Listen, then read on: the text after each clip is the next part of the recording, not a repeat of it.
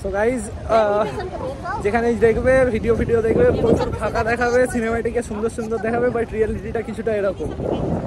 অনেক লোকজন আছে এখানে, অনেক। যাই হোক, সঙ্গে অনেকটা করে জল আনবে, জল খাবে, হাইড্রেটেড থাকতে হবে। হাইড্রেটেড না থাকলেই সমস্যা হয়ে যাবে। এখানে জলটা কিন্তু এখানে একদম পরিষ্কার। এই দেখো পা দেখা যাচ্ছে, নিচে নিচে পরিষ্কার পা দেখা যাচ্ছে। तो हेलो व्हाट्सअप गाइस, ब्लॉग अभी शुरू हो चुका है। ये जो है वेस्ट गेट है इधर, ठीक है। वेस्ट गेट से अभी हम जा रहे हैं स्कूटी लेने के लिए। वेस्ट गेट से आपको ऐसा सीधा जाना पड़ेगा एंड ये उल्टा साइड पे इधर एक दुकान है, इधर जाना पड़ेगा, ठीक है। चलो चलते रहे हम और जाके स्कूटी लेके दिखाते हैं। হ্যালো হোয়াটসঅ্যাপ গাইস, এই যে বাহন পেয়ে গেছি একখানা। এটার জন্য নিয়েছে 700 টাকা, ঠিক আছে। 700 টাকার পর এটায় 200 টাকার তেল ভরেছি। ধনুষকোটি যাচ্ছিলাম, এখানে একটা মন্দির পেয়েছি। এরকম ধনুষকোটি যাওয়ার রাস্তায় বাঁদিকে পড়বে, তো মন্দিরটায় এসেছি। এই পিছনে এটা বে অফ বেঙ্গল, ঠিক আছে। তো আপডেট দিতে থাকবো, ধনুষকোটি গিয়ে আবার দেখা হচ্ছে। চলো গাইস, এই যে সুন্দর একটা রাস্তা, ছোট বাস আসছে, সাইড দিতে হবে। এই যে বাস আসছে,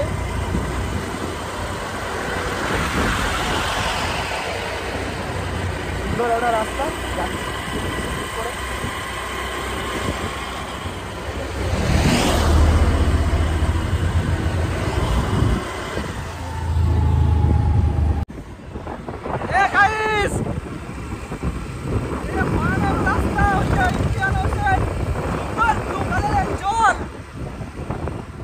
এই যে মাস্ক পরে বিদেশি মহিলা বসে আছে, ওই যে ইন্ডিয়ান ওশেন। কতটা দেখা যাচ্ছে জানি না আমি। রাস্তা ভয়ানক সুন্দর রাস্তা, একদম মাখন রাস্তা। এই যে স্কুটিতে ফুল ট্যাঙ্ক, গাড়ি যাচ্ছে 40-এ। ভয়ানক সুন্দর রাস্তা গাইস, ভয়ানক সুন্দর রাস্তা, জাস্ট বলে বোঝানো যাবে না। চলো ধনুষকোটি গিয়ে বাকি দেখাবো, টাটা গাইস। এই যে এসে গেছি, এটা India's last motorable road. Selfie তো হবে এখানে। এখানে এরপরে আর যাবে না। এই যে ওই দিকটা হচ্ছে রাম সেতু, আর তারপরে শ্রীলঙ্কা আছে। এখানটা রামেশ্বরম থেকে ওই 20 কিলোমিটার মতো আসতে হবে, ঠিক আছে। সুন্দর জায়গা। আসলে একবার সমুদ্রের জলের কালারটা দেখো, নীল, ঠিক আছে। আর একটু বাইনোকুলার দিয়ে দেখা যাক। তো গাইজ, এই যে এখানে এরকম টেলিস্কোপ নিয়ে রয়েছে এরা, বাইনোকুলার, টেলিস্কোপ, মনোকুলার, যা বলবে বলবে। তো এখান থেকে শ্রীলঙ্কা একখানা টাওয়ার দেখা যাচ্ছে। এটা দেখতে নেবে হচ্ছে 20 টাকা। 20 টাকা নেবে এখান থেকে দেখতে। রাম সেতুর খানিকটা ভাঙাচোরা রয়েছে, যেটা দেখা যাচ্ছে। জায়গাটা কিন্তু খুব সুন্দর। এই যে এটা লাস্ট হচ্ছে মোটরেবল রোড, এটার পরে আর কোথাও যাবে না। এটা সুন্দর করে জায়গা। ড্রোন থাকলে খুব সুন্দর দেখা যেত, বাট ড্রোন তো নেই, দেখা যাচ্ছে না ওই জন্য। যাই হোক, এখানে এই যে তোমরা এসে এরকম ফটোও তুলতে পারবে। ক্যামেরা আছে, প্রিন্টার আছে, সবই আছে।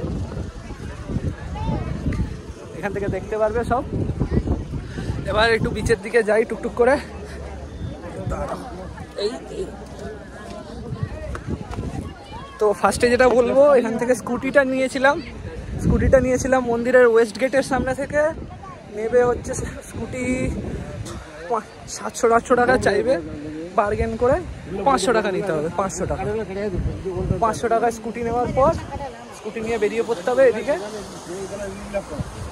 বাবারে পানিটা কি গরম, একদম গরম গরম পানি। আমার বিদেশি মহিলা কোথায় ভালো হয়েছে। যাই হোক, সঙ্গে অনেকটা করে জল আনবে, জল খাবে, হাইড্রেটেড থাকতে হবে। হাইড্রেটেড না থাকলেই সমস্যা হয়ে যাবে। সুন্দর জল, এখানে বে অফ বেঙ্গল আর ইন্ডিয়ান ওশেন দুটোরই জল দেখা যাবে। এই মেরেছে, এই নামতে পারবে।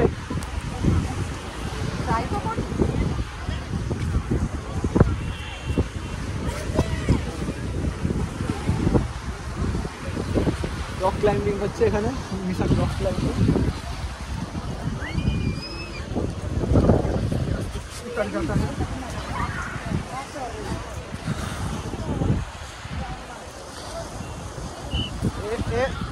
आ गया।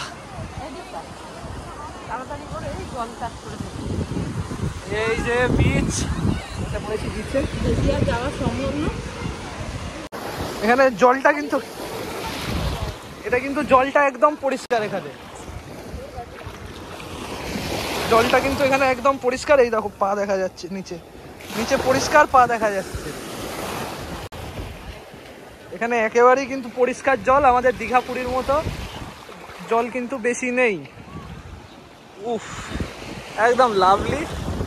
এই যে এটা রামসেতুর পয়েন্ট, এখানে এরম আছে। এই যে আমাদের বিদেশি মহিলা এখানে দাঁড়িয়ে, লোকজন আছে এখানে, এরকম গাড়ি ফাড়ি সবই আছে, গাড়ি বাস সব দেখতে পাবে। ফাঁকা কিন্তু সেরকম নেই। আর যদি তোমাদের এবার উল্টো দিকটা দেখাই, কিন্তু এই দেখো দুটো সমুদ্রের জলের কালারের ডিফারেন্সটা কিন্তু দেখা যাচ্ছে, দুটো কালারের ডিফারেন্স কিন্তু দেখা যাচ্ছে। আমাদের বিদেশি মহিলা ভূত হয়ে দাঁড়িয়ে রয়েছে।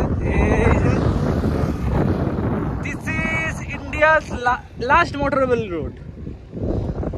ওই যে রামসেতু পর্যন্ত যাচ্ছে, ধনুষকোটি। ওই যে দূরে একখানা ওয়াচ টাওয়ার দেখা যাচ্ছে, ওটা হচ্ছে ধনুষকোটি। এখানে এরকম বাস ফাস আসে, নৌকা দাঁড়িয়ে আছে। এই যে আমাদের গাড়ি, এই যে আমাদের বিদেশি মহিলা। সমুদ্রেই পয়সা, কি কালার, মারাত্মক কালার। সো গাইস, বেসিক্যালি এখন যে জায়গাটা দিয়ে যাচ্ছি, এখানটায় ছিল ধনুষকোটি গ্রাম। তারপর 1964-এ একটা সুনামি এসেছিল, যেটার জন্য এখানে গ্রাম, রেল স্টেশন সব ছিল, সব ধ্বংস হয়ে গেছে। এখন কিছু রিমেনিংস পড়ে আছে, কিছু ভাঙাচোরা বিল্ডিং পড়ে আছে। আর এখন এই জায়গায় যে গ্রামটা আছে, পুরো 300টা পরিবার মতো থাকে এখানে। পিছনে দেখতে পাচ্ছ লাইট হাউস, লাইট হাউসের ওখানে থাকে। তো আমরা চললাম এখন আবার ফেরত রামেশ্বরমের দিকে। এখানে এই রামসেতু ছাড়া বিশেষ কিছু নেই। এই যে গ্রামগুলো দেখতে পাচ্ছ, এখানে ঝুপড়ি ঝুপড়ি ঘর, তার মধ্যে লোকজন থাকে। আর এখানে বলতে সেরকম মেন লাইন, ইলেকট্রিসিটি সেরকম কিছু নেই, সব সোলারে চলে। এখানে খাবার দাবারের দোকান আছে, তোমরা যদি এখানে খেতে চাও মাছ ভাজা সি ফুড পেয়ে যাবে। তবে ফল টল এইসবও পেয়ে যাবে, কোনো সমস্যা নেই। তো এবার বাকিটা আবার রামেশ্বরম যাই, গিয়ে বলছি। সো গাইস, রাস্তায় যেতে যেতে এরকম একটা জায়গা পাবে, এই যে পিছনে এরকম ঝাউবন আছে, ঠিক আছে। তো ওইখানটা দাঁড়ালাম আমি ডাব খাবো বলে, কিন্তু ডাব যে কেটে দেবে সেই লোকই নেই, তো ডাব খাওয়া আপাতত হচ্ছে না। এই যে ঝাউবন রয়েছে এখানে, এটা কিন্তু পুরো একটা দীঘা ফিলিং দিচ্ছে। যাই হোক, এখন রামেশ্বরম যাবো। এই আমাদের বিদেশি মহিলা একটু বসেছে, ঘুরে ফিরে এখন চলে এসেছি আব্দুল কালামের বাড়ি, আমাদের 11th president of India APJ Abdul Kalam বাড়ি। এটা ম্যাপে লোকেশন মারলে আরামসে দেখিয়ে দেবে। এখানে সাইডে গাড়ি রাখারও জায়গা আছে, কোনো সমস্যা নেই। আর এটা খোলা থাকে 6টা অবধি খোলা থাকে। এটা আমাদের বিদেশি মহিলা নামছে, খুব সুন্দর জায়গা। চলো আবার দেখা হবে।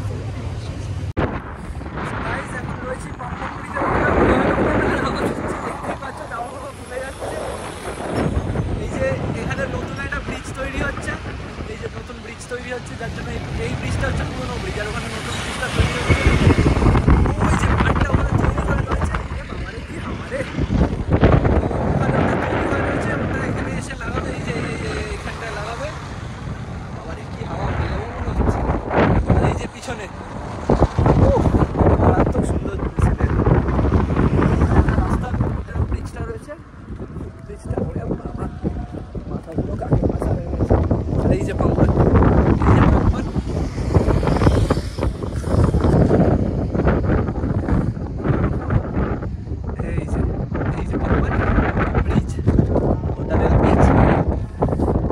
তেলের বহুত হাওয়া খাবে, হাওয়া খাওয়া কনফার্ম। এই যে গাড়ি অলরেডি 80 কিলোমিটার চালানো হয়ে গেছে, আর কতটা চালাবো জানি না। ঘোড়া হেভি ভালোই হচ্ছে, কিন্তু হ্যাঁ এখানে এসে প্রচণ্ড ভালো করে জল খেতে হবে, জল না খেলে কিন্তু চাপ আছে। সানস্ক্রিন মাখার হলে নিয়ে চলে আসবে, তাহলে গরমের থেকে কিন্তু স্কিনে জ্বালাবো।